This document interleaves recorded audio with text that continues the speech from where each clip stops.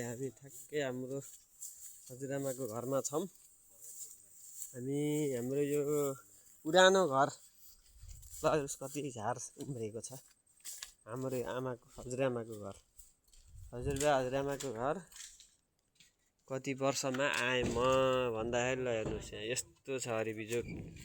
यो हरिबिजो सरपरे गुड बनाएर राखेको छ।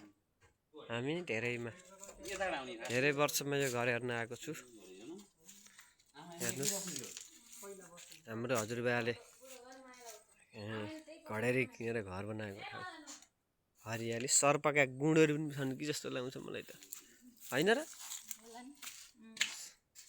यो हाम्रो हजुरबा हजुरआमाले पकाएर खाने चुलो सम्झनाको लागि यहाँ बाहिर ल्याएर राख्नु भएको छ, होइन? आइयो कस्तो लाग्यो हजुरलाई जय सब?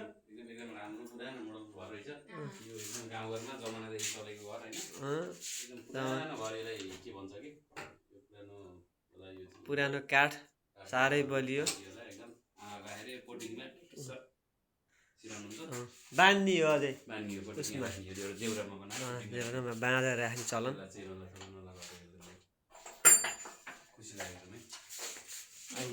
मलाई त अरूभन्दा नि यो चुलोको धेरै सम्झना आयो। यो चुलोमा रोटी बेलेर खाएको सम्झना धेरै आयो मलाई चाहिँ।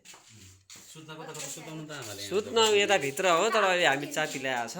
यो भित्र सुत्ने हो आमा चाहिँ, यहाँ छ, तर अहिले चाहिँ यहाँ चापी ल्याएको छ। यो पनि पुरानो, यो चाहिँ हाम्रो चामल धान गहुँ राख्ने यो गोदाम जस्तो एउटा हो, तर यहाँ पनि यसलाई भित्र चुकुड ल्याएको छ खोल्न मिलेन।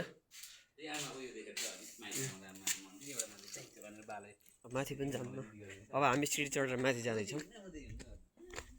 यो चाहिँ हाम्रो हजुरबा हजुरआमाले पूजा गर्ने थलो है, यो चाहिँ मन्दिर। यो चाहिँ हाम्रो हजुरआमाले सधैँ पूजा गर्ने ठाउँ। यो चाहिँ हाम्रो मन्दिर, हजुरबाको पालाको मन्दिर। सर्प छ कि जस्तो पनि लाउँछ, छैन, तर यहाँ बसेर हजुरबाले हजुरआमाले पूजा गर्ने मन्दिर हो यो चाहिँ, जुन यो अहिले यस्तो जीर्ण अवस्थामा छ। यसको मर्मत गर्न पनि अब यत्तिकै राखेका छौँ सम्झनाको लागि।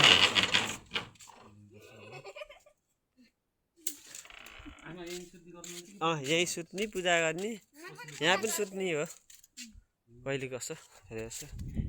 यो चाहिँ हाम्रो खपटाले छाएको पहिला जमानाका लपरम्म यहाँ आँप फल्या।